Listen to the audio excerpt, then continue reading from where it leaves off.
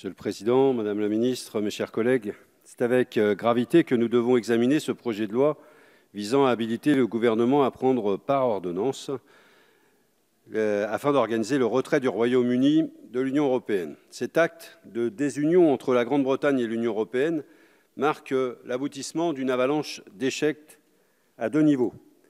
Celui européen, de la question de la politique menée par l'Union et dont l'une des conséquences est le Brexit. Et celui français, de la question de la préparation au retrait du Royaume-Uni de l'Union européenne. Car nous examinons ce texte avec la désagréable sensation que nous sommes ici dans l'improvisation, sous pression de l'urgence, alors que cette décision est connue depuis 2016. Comme si cette expression majoritaire du peuple britannique relevait alors d'une saute d'humeur que la raison finirait par emporter. Peut-être même que, comme pour le référendum français de 2005, d'aucuns voulaient utiliser ces 2 années pour chercher le moyen de détourner ou de mépriser l'expression d'un peuple souverain.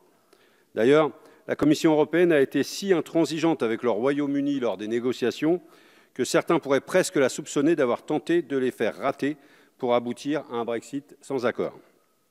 Car un Brexit sans accord, punitif, serait l'occasion de délivrer un message fort au peuple d'Europe, opprimé par un néolibéralisme érigé en pensée unique par les dirigeants de l'Union européenne. Réfléchissez-y. Parce qu'au fond, qu'est-ce qui a amené 52% des citoyens britanniques à vouloir quitter l'Union européenne? Personne n'a intérêt à se désintéresser des causes réelles du divorce.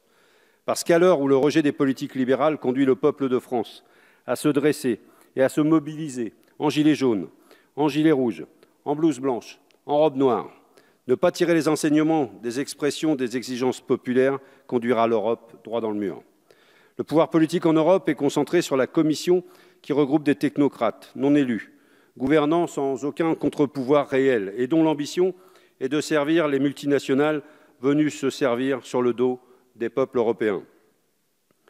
L'Europe représente le cadenas de l'austérité budgétaire à vie, dont il faut rappeler que les critères comme les fameux 3% du déficit public maximal imposé par l'Union européenne a été, je cite, « inventé en une heure un soir de juin 1980 sur un coin de table et qu'il ne reposait que sur une théorie, qui ne reposait sur aucune théorie économique », comme l'a expliqué un conseiller du ministère des Finances sous l'ère François Mitterrand. D'importants conseillers, d'ailleurs, aujourd'hui, trouvent aussi que c'est une aberration, ces 3%. Et si l'on veut s'endetter pour préparer la transition écologique, et si l'on veut replacer les services publics au cœur de notre pays, c'est impossible. Ce carcan à la fois idéologique et budgétaire nous en empêche. Personne ne peut prétendre aujourd'hui que l'Europe permet aux peuples de vivre mieux. Elle représente la mise en concurrence des peuples entre eux, dont le travail détaché représente le phénomène le plus important.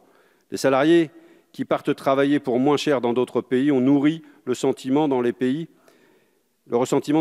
où ils se sont installés, comme en Angleterre ou en France, dans ma région du Havre. Le populisme a pu se délecter de cette directive sur le travail détaché pour faire son beurre. Extrême droite et néolibéralisme seraient-ils les deux faces d'une même pièce? Auraient-ils des intérêts communs à être les uns face aux autres? Le président Macron passe son temps à créer un clivage entre son camp prétendument progressiste et celui des nationalistes. Mais en réalité, ils se nourrissent des mêmes phénomènes, sans jamais remettre en cause les véritables racines du mal, le capitalisme libéral. Il faut donc rompre avec cette Europe-là, dont nous avons dit dès 2005 que nous la rejetions. Notre vote et celui des Néerlandais ont été bafoués. Et depuis lors, la confiance est désormais rompue et impossible à restaurer avec l'Union et avec la Commission européenne, et pas que d'ailleurs. Et qu'est-ce qui a été fait contre cela? Qu'a fait la Commission européenne? Eh bien, elle n'a rien compris, elle n'a rien entendu, elle n'a rien appris. Elle a au contraire poursuivi en les amplifiant ses politiques au service des privilégiés de la finance. Elle a maltraité le peuple grec et vient aujourd'hui donner des leçons à un gouvernement italien qui n'attend d'ailleurs que cela pour asseoir sa popularité. Avec les traités qui bâillonnent les peuples, impossible de continuer comme ça. Il faut faire souffler un vent d'espoir sur l'Union européenne en modifiant profondément son orientation et ses traités pour qu'il donne enfin la priorité à la protection sociale des citoyens, à la santé, au logement, à l'éducation, à la culture, à l'agriculture et les industries européennes, qu'il soit enfin harmonisé par le haut avec un investissement massif dans la transition écologique, le tout en s'affranchissant de la tutelle américaine de l'OTAN et pour faire de l'Union européenne un espace hospitalier pour les humains qui sont contraints à l'exil. De ce point de vue, l'arrêt des activités de l'Aquarius vendredi dernier est un échec de plus pour cette Europe-là. Pourtant, l'idée d'une union reste quelque chose d'important. Mais ce n'est pas cette union-là. Il faut en finir avec l'Europe du moins-disant social, du moins-disant fiscal, du moins-disant environnemental. L'Europe aurait dû permettre au peuple d'avoir des droits similaires, tirés vers le haut, salaire minimum dans toute l'Europe, droit du travail égal, fiscalité des entreprises juste. Avec une Europe protectrice, nous ne serions certainement pas là à débattre d'un texte sur le retrait d'un État de l'Union européenne. Mais toujours est-il que la sortie du Royaume-Uni de l'Union européenne s'est imposée comme une bonne idée pour le peuple britannique, à cause des phénomènes que je viens d'énumérer. Mais si la vague du Brexit a rapidement déferlé à Londres, le Brexit a été bien long à atteindre Paris.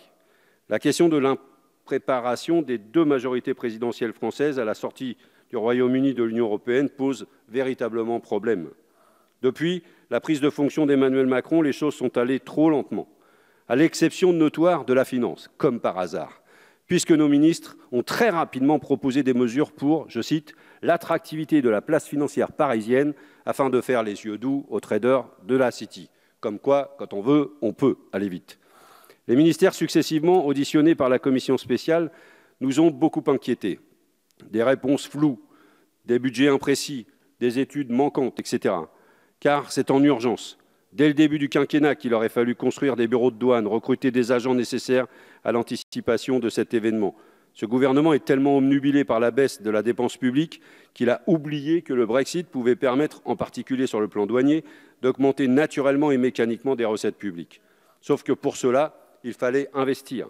Or, pour ne prendre que cet exemple, la douane du port du Havre, sur ma circonscription, ne peut contrôler qu'à peine 0,5% des 2,5 millions de conteneurs qui passent sur ses quais.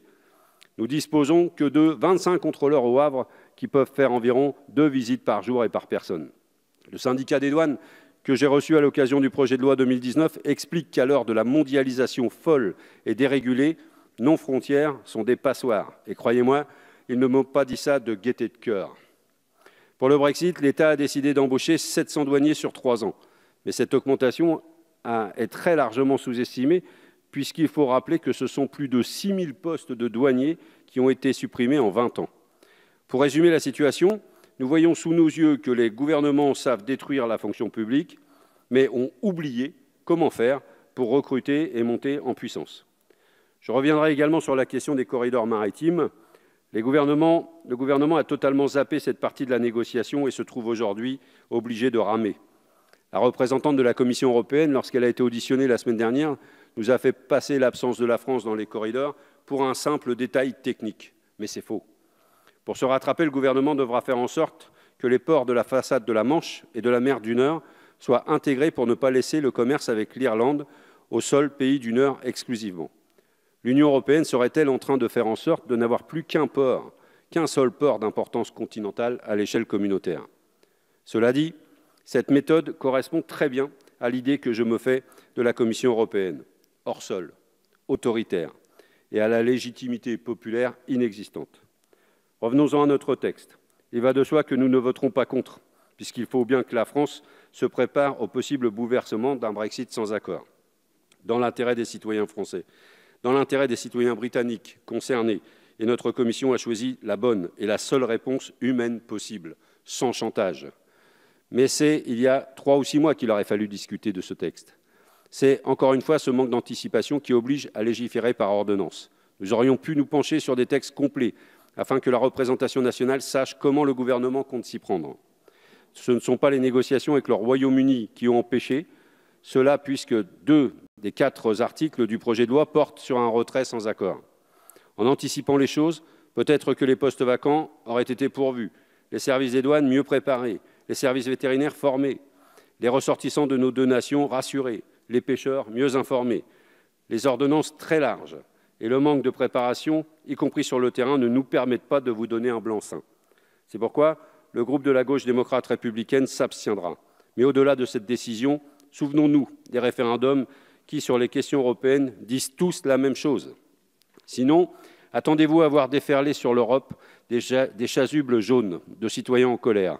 Pour ceux qui s'expriment aujourd'hui avec force dans notre pays, ils disent avec détermination ce que, pour notre part, nous ne cessons de répéter depuis des années. Il ne peut y avoir de développement sans progrès social. Il ne peut y avoir de richesse sans redistribution. Il ne peut y avoir de justice sans émancipation. L'Europe ne doit plus être un drapeau pour les capitaux. Elle doit devenir une bannière pour ses peuples. À bon entendeur, salut.